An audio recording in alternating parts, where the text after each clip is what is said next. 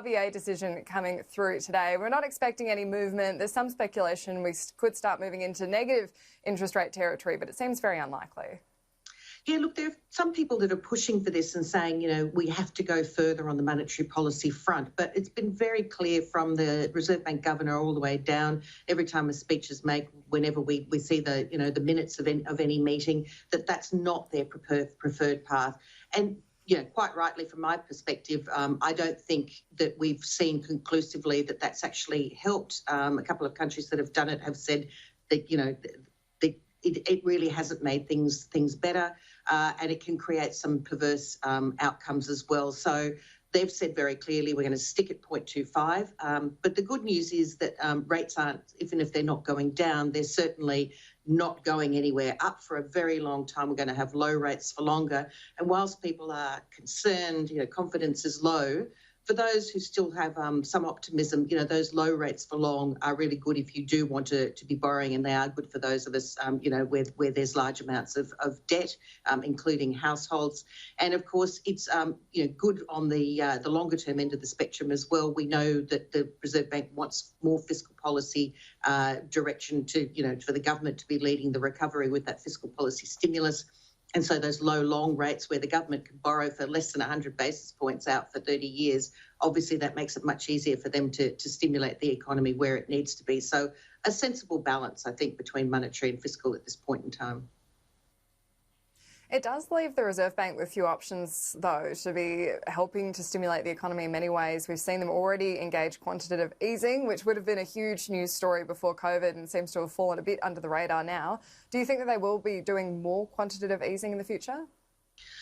It's quite likely that they will. The Reserve Bank doesn't actually like to call it quantitative easing. What they're talking about is basically, making sure the market is smooth, that there is liquidity, and that we are targeting longer term interest rates to make sure that the yield curve, doesn't steepen. And they've done that successfully. A lot depends again on confidence. If we see second waves, particularly outside Australia, globally things become more uncertain. That can cause consternation in markets, and it may be that the Reserve Bank will need to come in and do more. But they've actually been very successful and not nearly had to do as much activity as they at first thought they might have to at the start of this. But of course, we're in new territory now, given what's happening in Victoria. Concerns about whether New South Wales particularly can escape the second wave as well. So the jury's out at the moment. It's very much a watch and see, but we know that both the Reserve Bank and the government have shown themselves to have a whatever it takes approach. So, whilst we might not see interest rates change for many, many months to come, the Reserve Bank board meetings each Tuesday, first Tuesday of the month, will still be important just to get the nuance of their language around what they're thinking and, what they might do in terms of things like further quantitative easing. That's very true. And just, you didn't get to finish your answer before, but those job ads have actually been up. That's a bit of a surprise for many watching the economy. Well, I think it's like a lot of what we're seeing at the moment with these, so-called green shoots, that things are coming back. We obviously saw that with retail traders as well recently.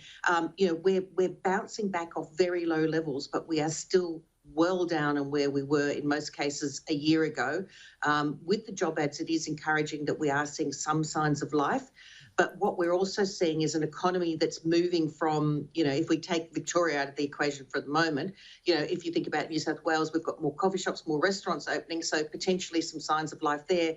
But then we're seeing, still in the tourism sector more broadly, Qantas losing jobs, the ABC, consulting firms like my own, there are flow-on impacts. So this is not over. We're just seeing a change maybe in the dynamic, and we are still seeing those job ads well below where they were.